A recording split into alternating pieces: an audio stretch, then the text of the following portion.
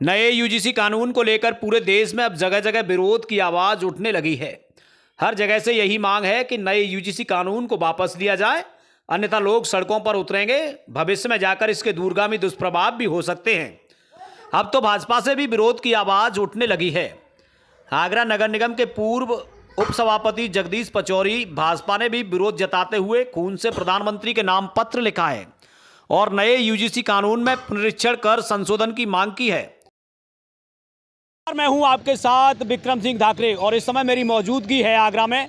आपको बता दें कि पूरे देश में यूजीसी का जो नया कानून है उसे लेकर जगह जगह से प्रतिक्रियाएं लोगों की आ रही हैं। उसी को लेकर इस समय हम आगरा में मौजूद हैं और आगरा नगर निगम के पूर्व जो उप सभापति हैं जगदीश पचौरी जी, वो हमारे साथ मौजूद हैं। उन्होंने हाल ही में प्रधानमंत्री के नाम एक लेटर भेजा है, एक प्रार्थना पत्र भेजा है इस नए कानून को लेकर। तो क्या प्रतिक्रिया है उनकी, उन्हीं से जानेंगे।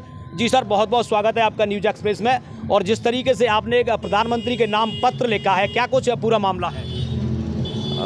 जब से ये यूजीसी 2026 का कानून पास हुआ है 23 जनवरी 2026 से, इसमें कानून में कई मूलभूत त्रुटियां हैं और वो त्रुटियां इतनी हैं कि वो उस कानून को मैं कह सकता हूँ कि दमनकारी कानून है, जिसमें कि सिर्फ एक स्वर्ण समाज को आपने बिल्कुल उत्पीड़न के लिए छोड़ दिया है। सबसे पहले इसमें एक अनुभूति के आधार पर आप किसी को भी आरोप लगा सकते हो।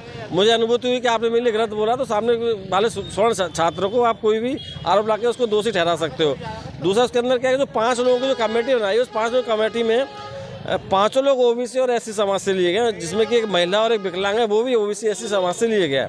वो क्योंकि उससे उसके जो निर्णय पे विश्वसनीयता नहीं रह जाएगी। तीसरा एक इसमें मूलभूत जो है कि अगर मैंने आप पे आरोप लगाया और अगर वो आरोप सिद्ध नहीं हो पाया तो मेरे खिलाफ कोई दंडात्मक कार्रवाई नहीं है, तो फिर तो कोई भी आदमी स्वतंत्र हो जाएगा किसी पे भी आरोप लगाने के लिए। तो उसके लिए इन तीनों प्रावधानों को में बदलाव किया जाए कि एक तो जो अनुभूति के आधार पर यूं ही कोई किसी पे आप आक्षेप नहीं लगा सकते हो।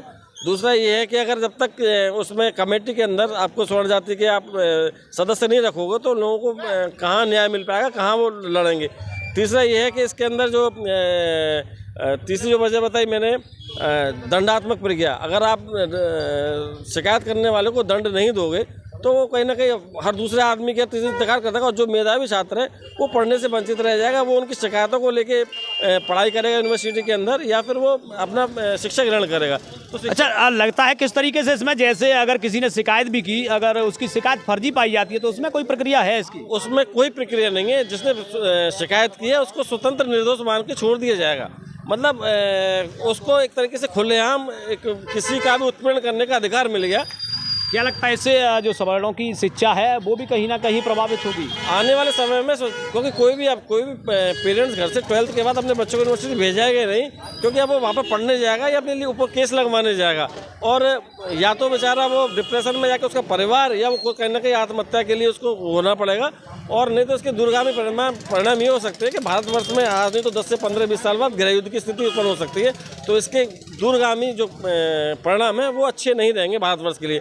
हम एक और कहते हैं कि हमें एकजुट होकर रहना चाहिए, सभी समानता का अधिकार होनी चाहिए, चाहे किसी भी जाति धर्म का आदमी है, वो सब एक भारतीय है। तो हम सबको भारतीय बन के ही एक सबके साथ समानता का व्यवहार लागू करें ना। किस तरीके की मांग आपने की है पत्र के माध्यम से? मैंने ये कहा कि इस कानून के द्वारा समीक्षा की जाए और इसमें संशोधन करते हुए जो कि पूर्व में ये चल रहा था उसी के व्याप पर उसको चलने दिया जाए और जो जरूरी हो वही बदलाव किया जाए। ऐसा ना हो कि उसमें एक वर्ग विशेष की आप सिर्फ उत्पीड़न के लिए छोड़ दें।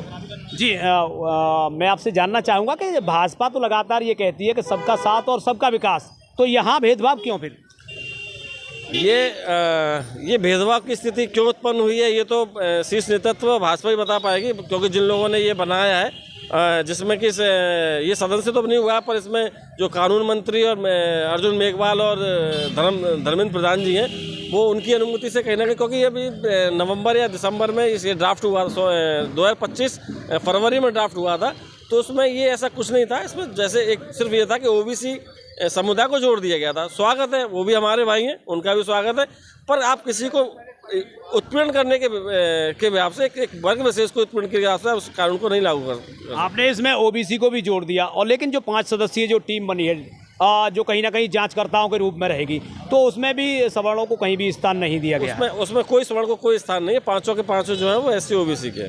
तो क्या लगता है इससे कहीं ना कहीं टारगेट किया जा रहा है सवर्णों को? क्या टारगेट हो जाएगा निष्पक्षता के हिसाब से, एक विश्वस्तता नहीं रह जाएगी, जो कि निर्णय देने वाले सिर्फ एक जिस शिकायत करता है भी उसी समाज का और निर्णय देने वाले भी उसी समाज के, तो स्वर्ण समाज की पैरवी कौन करेगा वहाँ पर? तो ऐसे में क्या मांग रहेगी?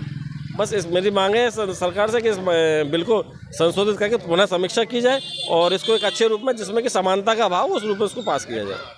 तो ये थे हमारे साथ जगदीश पचौरी जी, जिन्होंने प्रधानमंत्री के नाम पत्र भी लिखा है और कहीं ना कहीं इस बिल को लेकर उन्होंने संशोधन की मांग की है कि इसकी समीक्षा की जाए, पुनर्समीक्षा की जाए और इसमें कहीं ना कहीं संशोधन किया जाए